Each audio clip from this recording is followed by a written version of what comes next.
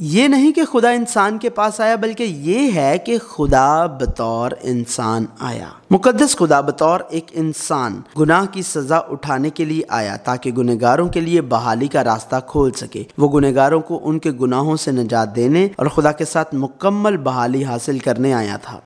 ابدی اور غیر متغیر کلام خدا، خدا کے ساتھ چلنا۔ بائبل جو وقت سے ماورا ہے، خدا کے ساتھ چلنا، حصہ 42۔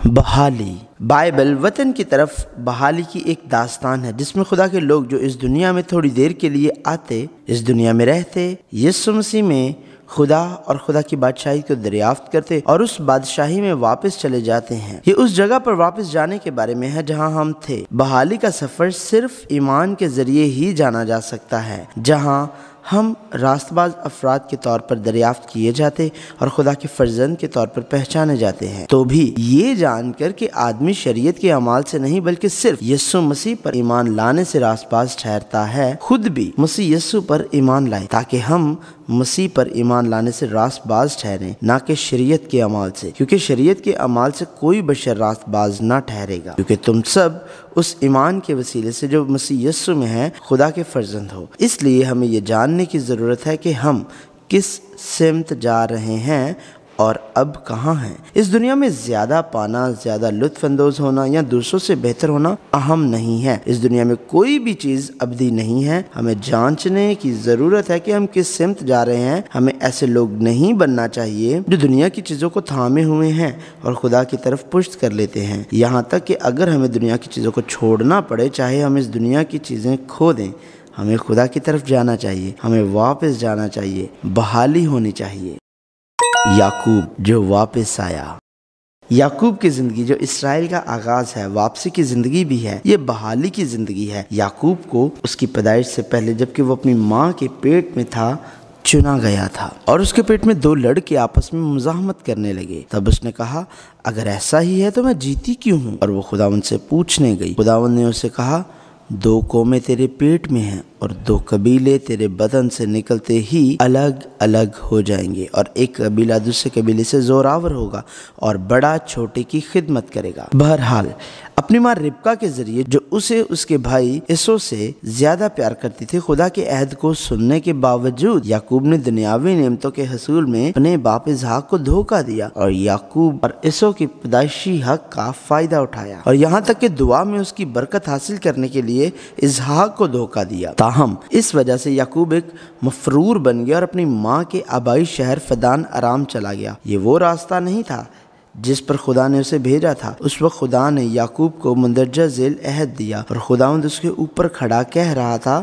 کہ میں خداوند تیرے باپ ابراہم کا خدا اور اسحاق کا خدا ہوں۔ میں یہ زمین جس پر تو لیٹا ہے تجھے اور تیری نسل کو دوں گا، اور تیری نسل زمین کی گرد کے ذروں کی مانند ہوگی، اور تو مشرق اور مغرب اور شمال اور جنوب میں پھیل جائے گا، اور زمین کے سب قبیلے تیرے اور تیری نسل کے وسیلے سے برکت پائیں گے۔ اور دیکھ، میں تیرے ساتھ ہوں، اور ہر جگہ جہاں کہیں تو جائے تیری حفاظت کروں گا، اور تجھ کو اس ملک میں پھر لاؤں گا، اور جو میں نے تجھ سے کہا ہے جب تک اسے پورا نہ کر لوں تجھے نہیں چھوڑوں۔ اس کے بعد یعقوب قریباً 20 سال فدان ارام کے علاقے میں رہا۔ اس دوران اس نے خدا کی تربیت کا تجربہ کیا۔ اسے کنعان کی سرزمین پر واپس جانے کے لیے خدا کی طرف سے متعدد بار انتباہ ملا، اور خداوند نے یعقوب سے کہا کہ تو اپنے باپ دادا کے ملک کو اور اپنے رشتہ داروں کے پاس لوٹ جا، اور میں تیرے ساتھ رہوں گا۔ میں بیتیل کا خدا ہوں جہاں تو نے ستون پر تیل ڈالا اور میری منت مانی۔ بس اب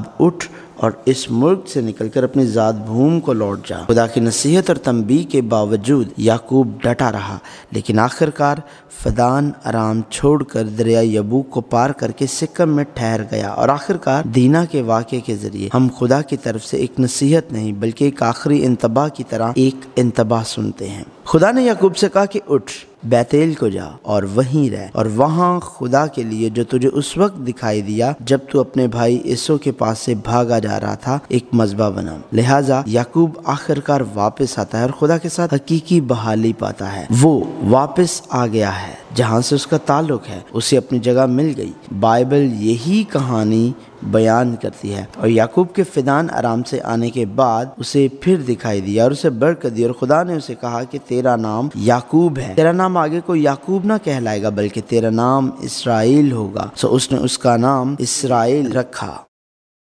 نعومی جو واپس آئی۔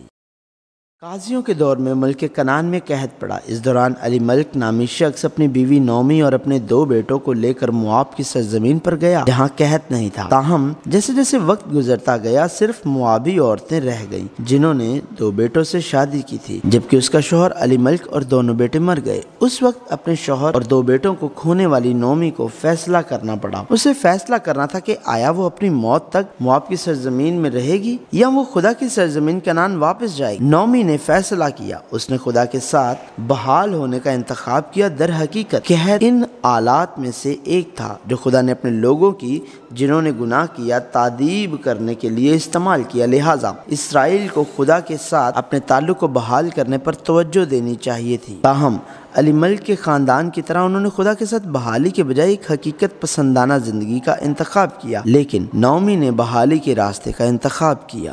سو وہ دونوں چلتے چلتے بیت لحم میں آئیں۔ جب وہ بیت لحم میں داخل ہوئیں تو سارے شہر میں دھوم مچی اور عورتیں کہنے لگی، کیا یہ نعومی ہے؟ اس نے ان سے کہا، مجھے نعومی نہیں بلکہ مارا کہو، اس لیے کہ قادر مطلق میرے ساتھ نہایت تلخی سے پیش آیا۔ میں بھری پوری گئی اور خداوند مجھ کو خالی پھیر لایا۔ پس تم کیوں مجھے نعومی کہتی ہو؟ حالانکہ خداوند میرے خلاف مدعی ہوا اور قادر مطلق نے مجھے دھوکہ دیا۔ غرض نعومی لوٹی اور اس کے ساتھ اس کی بہو موابی روت تھی جو مواب کے ملک سے یہاں آئی، اور وہ دونوں جو کاٹنے کے موسم میں بیت لحم میں داخل ہوئیں۔ کنعان واپس آ کر نعومی اپنی بہو روت کے ساتھ جو مواب سے آئی تھی اور آخر کار بوئز سے شادی کی، کنعان میں دوبارہ آباد ہو گئی۔ یہ ٹھیک ہے، ظاہری صورت میں نعومی نے کنعان کی سرزمین کو چھوڑا، مواب کی سرزمین پر گئی اور پھر کنعان کی سرزمین پر واپس، لیکن روحانی طور پر یہ اس کے خدا سے منہ موڑنے اور دنیا میں جانے اور پھر خدا سے اسے سزا ملنے کے بعد خدا کی طرف لوٹنے کی نمائندگی کرتا ہے۔ اگرچہ اس نے اس دنیا میں سب کچھ کھو دیا، وہ خدا کے پاس اس کے فرزند کے طور پر آئی۔ اس طرح بائبل بحالی کی کہانی بتاتی ہے، یہ خدا کے لوگوں کی واپسی کی کہانی بتاتی ہے۔ خدا کے لوگ خدا کے پاس آتے ہیں اور خدا کے پاس واپس جاتے ہیں۔ اسرائیل جو واپس آئے۔ عام طور پر ایک قوم کے طور پر خروج کے ذریعے اسرائیل کی روانگی اور بحر کلزم عبور کرنے کو پوری بائبل میں مذکور نجات کے مجموعی سفر کے تناظر سے دیکھتے ہیں۔ اگر ہم صرف اسرائیل نامی قوم کو دیکھیں تو ہم اسے اس طرح دیکھ سکتے ہیں، تاہم بائبل ان واقعات سے پہلے بھی کہانی بیان کرتی ہے۔ سب سے پہلے خدا نے ابراہم کو مصر سے خروج کے بارے میں بتایا اور اس نے ابراہم سے کہا، یقین جان کہ تیری نسل کے لوگ ایسے ملک میں جو ان کا نہیں پردیسی ہوں گے اور وہاں کے لوگوں کی غلامی کریں گے اور وہ 400 برس تک ان کو دکھ دیں گے، لیکن میں اس قوم کی عدالت کروں گا جس کی وہ غلامی کریں گے اور بعد میں وہ بڑی دولت لے کر وہاں سے نکل آئیں گے۔ ایک بار پھر ابراہم سے شروع ہوتے اسرائیل کی روانگی کی بات کی گئی اور ابراہم سے شروع ہو کر اسحاق سے گزرتے اور یعقوب کے پاس آتے ہوئے خدا نے دو بار یعقوب کا نام بدل کر اسرائیل رکھا۔ تب اس نے اس سے پوچھا کہ تیرا نام کیا ہے؟ اس نے جواب دیا، یعقوب۔ اس نے کہا، تیرا نام آگے کوئی یعقوب نہیں بلکہ اسرائیل ہوگا، کیونکہ تو نے خدا اور آدمیوں کے ساتھ زور آزمائی کی اور غالب ہوا۔ اور یعقوب کے فدان آرام سے آنے کے بعد خدا اسے پھر دکھائی دیا اور اسے برکت بخشی، اور خدا نے اسے کہا کہ تیرا نام یعقوب ہے، تیرا نام آگے کوئی یعقوب نہ کہلائے گا بلکہ تیرا نام اسرائیل ہوگا۔ سو اس نے اس کا نام اسرائیل رکھا۔ اس طرح سے جب خدا نے یعقوب کا نام 2 بار بدل کر اسرائیل رکھا، پر جب اسے مصر بھیجا تو اس نے اسے اسرائیل کے بجائے یعقوب کہا۔ اور خدا نے رات کو رویا میں اسرائیل سے باتیں کی اور کہا، اے یعقوب، اے یعقوب۔ اس نے جواب دیا، میں حاضر ہوں۔ اس نے کہا، میں خدا تیرے باپ کا خدا ہوں۔ مصر میں جانے سے نہ ڈر، کیونکہ میں وہاں تجھ سے ایک بڑی قوم پیدا کروں گا۔ میں تیرے ساتھ مصر کو جاؤں گا اور پھر تجھے ضرور لوٹا بھی لاؤں گا، اور یوسف اپنا ہاتھ تیری آنکھوں پر لگائے گا۔ اور خدا نے کہا، میں تیرے ساتھ مصر کو جاؤں گا اور پھر تجھے ضرور لوٹا بھی لاؤں گا۔ خدا جانتا تھا کہ یعقوب زندہ کنعان میں داخل نہیں ہوگا۔ بہرحال خدا جو بات کہہ رہا ہے وہ یہ ہے کہ اگرچہ تم اب مصر میں یعقوب اور یعقوب کے گروہ کے طور پر داخل ہو رہے ہو، تم اسرائیل بن کر نکلو گے۔ چنانچہ اسرائیل ابراہم سے شروع ہوتا ہے اور یعقوب سے ہوتا ہوا اسرائیل تک جاتا ہے، اس لیے مصر اسرائیل کے لیے نقطہ آغاز نہیں ہے۔ ابراہم، اسحاق اور یعقوب کا خدا اسرائیل کا خدا کہلاتا ہے۔ اگر خدا کا ارادہ مصر کو نقطہ آغاز بنانا تھا تو وہ ابراہم کو کسدیوں کے اور سے بلوا کر مصر لے جاتا، نہ کہ کنعان کی سرزمین، لیکن ایسا نہیں ہے۔ خدا نے ابراہم، اسحاق اور یعقوب کو جو اسرائیل کی ابتدا ہے کنعان میں رہنے دیا، اور اپنے وقت میں اس نے یوسف کو پہلے مصر بھیجا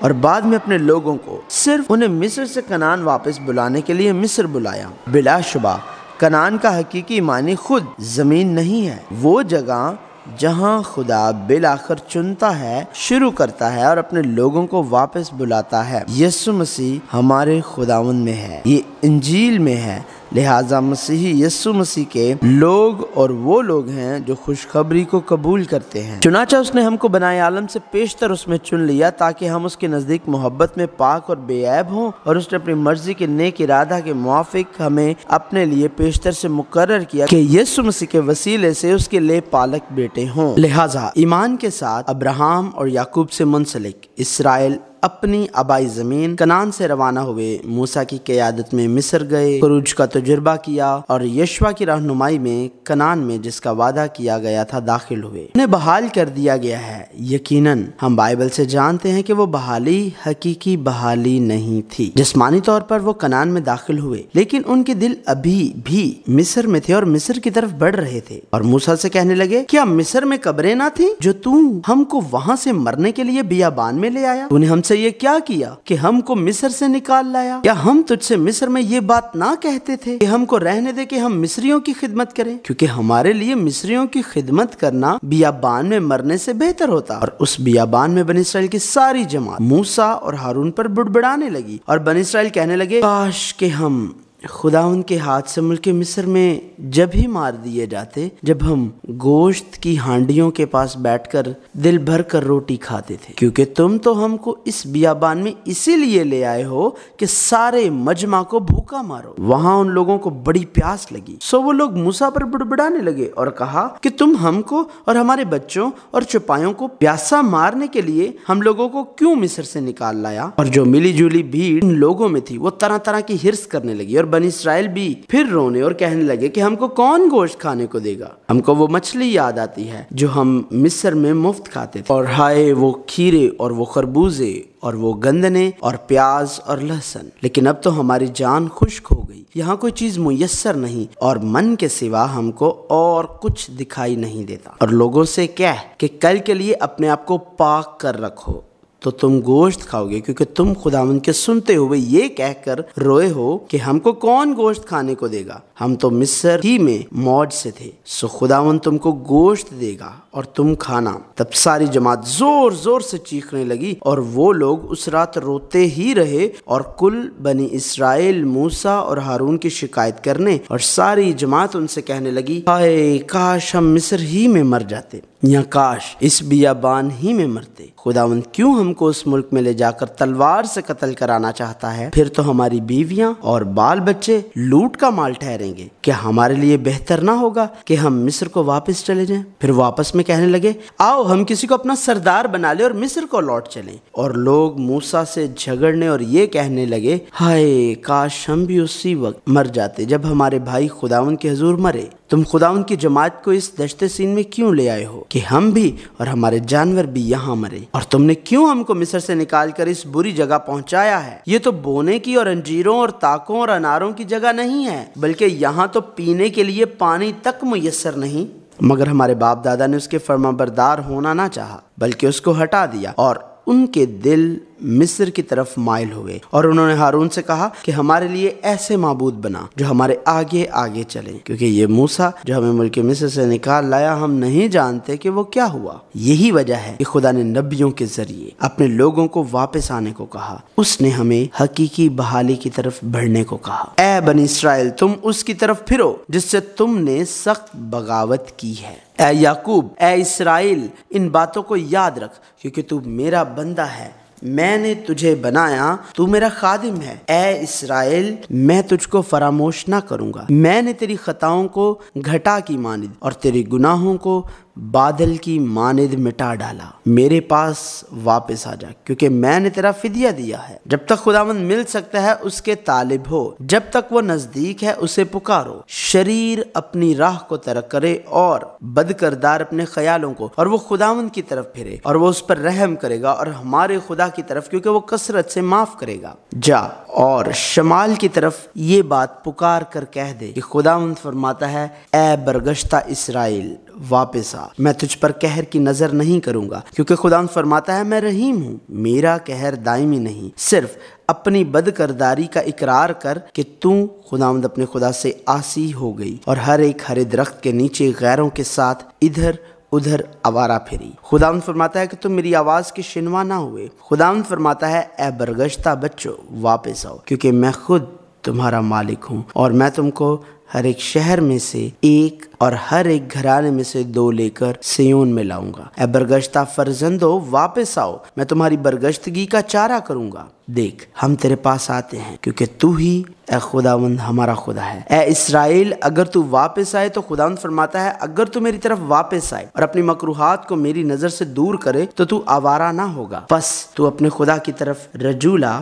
نیکی اور راستی پر قائم اور ہمیشہ اپنے خدا کا امیدوار رہ۔ اے اسرائیل، خداوند اپنے خدا کی طرف رجوع لا، کیونکہ تو اپنی بد کرداری کے سبب سے گر گیا ہے۔ کلام لے کر خداوند کی طرف رجوع لاؤ اور کہو، ہماری تمام بد کرداری کو دور کر اور فضل سے ہم کو قبول فرما، تب ہم اپنے لبوں سے قربانیاں گزرانیں گے۔ اسور ہم کو نہیں بچائے گا، ہم گھوڑوں پر سوار نہیں ہوں گے اور اپنی دستکاری کو خدا نہ کہیں گے، کیونکہ یتیموں پر رحم کرنے والا تو ہی ہے۔ لیکن خداوند فرماتا ہے، اب بھی پورے دل سے اور روزہ رکھ کر اور گریہ اوزاری و ماتم کرتے ہوئے میری طرف رجوع لاؤ، اور اپنے کپڑوں کو نہیں بلکہ دلوں کو چاک کر کے خداوند اپنے خدا کی طرف متوجہ ہو، کیونکہ وہ رحیم و مہربان، قہر کرنے میں دھیما اور شفقت میں غنی ہے، اور عذاب نازل کرنے سے باز رہتا ہے۔ کیونکہ خداوند اسرائیل کے گھرانے سے یوں فرماتا ہے کہ تم میرے طالب ہو اور زندہ رہو، لیکن بیتیل کے طالب نہ ہو اور جلجال میں داخل نہ ہو، اور بیرسبا کو نہ جاؤ،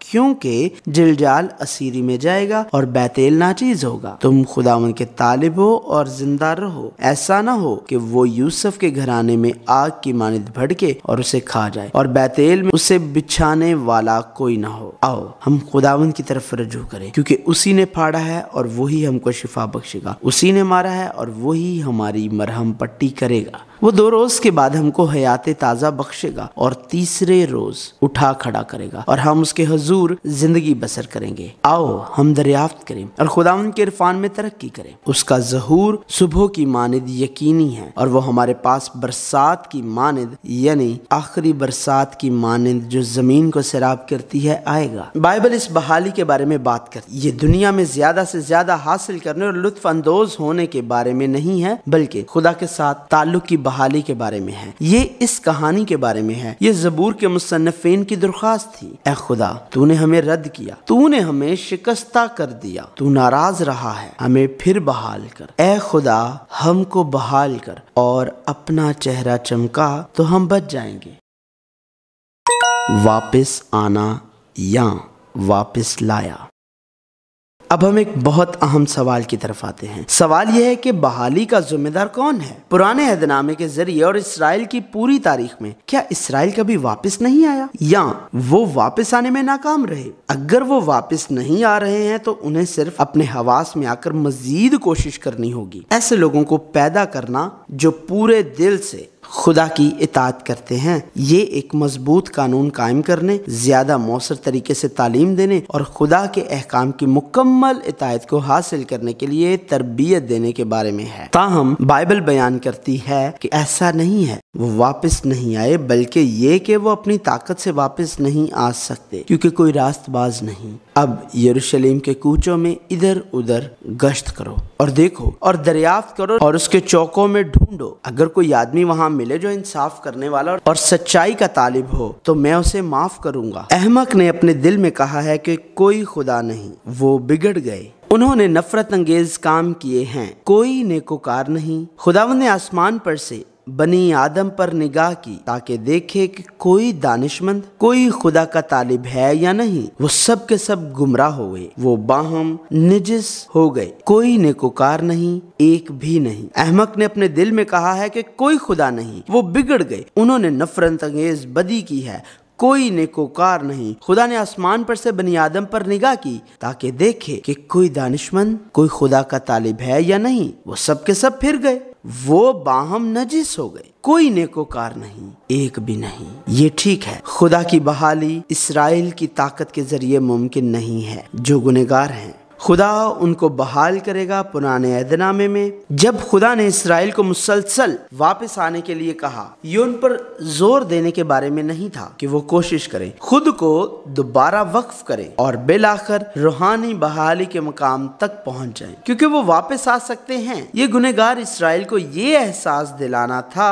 कि उन्होंने मुकद्दस खुदा के पास आने की कोशिश की। ये इतना ही नामुमकिन था, इसलिए शरीयत दी गई, क्योंकि इस्राएल खुदा की तरफ लौटने के काबिल नहीं था। उन्होंने कौमों के देवताओं की प्रस्तिश की और खुदा की तरफ से तबाह किए गए। और बाद में आने वाली अंबिया की किताबों में खुदा बहाली के मौजू के तौर पर जाहिर होता है। देख, वो दिन आते हैं, खुदा फरमाता है, जब मैं इस्राएल के घराने और यहूदा के घराने के साथ नया अहद बांधूंगा, उस अहद के मुताबिक नहीं जो मैंने उनके बाप दादा से किया जब मैंने उनकी दस्तगीरी की ताकि उनको मुल्क मिस्र से निकाल लाऊं, और उन्होंने मेरे उस अहद को तोड़ा, अगरचे मैं उनका मालिक था। खुदावंद फरमाता है, बल्कि ये वो अहद है जो मैं उन दिनों के बाद इस्राएल के घराने से बांधूंगा। खुदावंद फरमाता है, मैं अपनी शरीयत उनके बातिन में रखूंगा और उनके दिल पर उसे लिखूंगा, और मैं उनका खुदा हूंगा और वो मेरे लोग होंगे, और वो मेरे लोग होंगे और मैं उनका खुदा हूंगा। और मैं उनको यक दिल और यक रविश बना दूंगा, और वो अपनी और अपने बाद अपनी औलाद की भलाई के लिए हमेशा मुझसे डरते रहेंगे। और मैं उनसे अब्दी अहद करूंगा कि उनके साथ भलाई करने से बाज ना आऊं, और मैं अपना खौफ उनके दिल में डालूंगा ताकि वो मुझसे बरगश्ता ना हो। तब तुम पर साफ पानी छिड़कूंगा और तुम पाक साफ होगे, और मैं तुमको तुम्हारी तमाम गंदगी से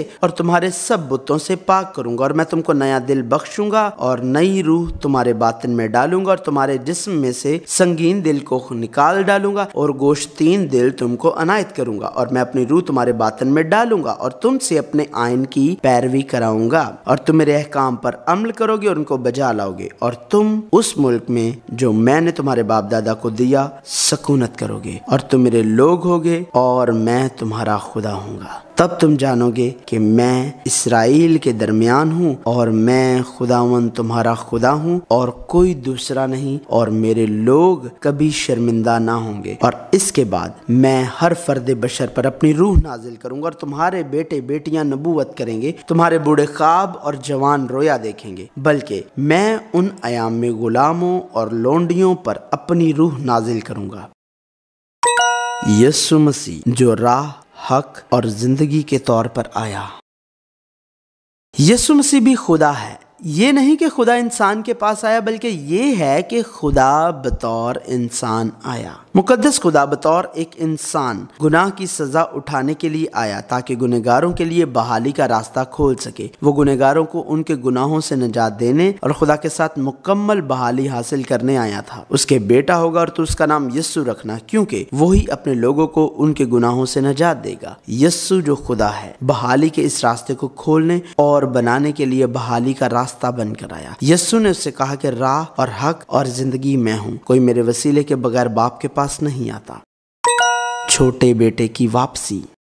सलीब उठाकर नजात और बहाली का रास्ता खोलने से पहले यस्सु एक तमसील बताता है। ये एक ऐसे बाप की कहानी है जिसके दो बेटे थे, और छोटे बेटे एक मुसरिफ बेटे की कहानी है जिसे हम अच्छी तरह जानते हैं। इससे पहले कि यस्सु इस छोटे बेटे की कहानी सुनाए, वो खोई हुई भेड़ की तमसील और खोए हुए सिक्के की तमसील बताता है। दर हकीकत ये तीनों तमसीलें एक ही हैं। ये एक ही मानी के साथ एक इस्तारा है। एक भेड़ जो अपने चरवाहे से रास्ता खो चुकी है, उसके लिए खुद ही वापस आना नामुमकिन है, और दरहम एक गैर जानदार चीज कभी वापस नहीं आएगी और नहीं मिलेगी जब तक कि उसका मालिक उसे तलाश ना करे। और इसके बाद आने वाली तमसील छोटे बेटे की है। छोटे बेटे ने अगरचे उसका बाप अभी जिंदा था इसरार किया, माल का जो हिस्सा मुझको पहुंचता है मुझे दे दे, और अपने बाप को छोड़ते हुए एक दूर दराज मुल्क जाने के लिए बिल आखिर उसे हासिल कर लिया। बिल आखिर वक्त गुजर गया और मेरा छोटा बेटा वापस आ गया। ताहम छोटे बेटे ने अपने बाप को जिस सूरत हाल में छोड़ा वो खुशहाल होता तो वो कभी वापस ना आता। ये याकूब की तरह है जिसके पास फिदान आराम को छोड़ने के सिवा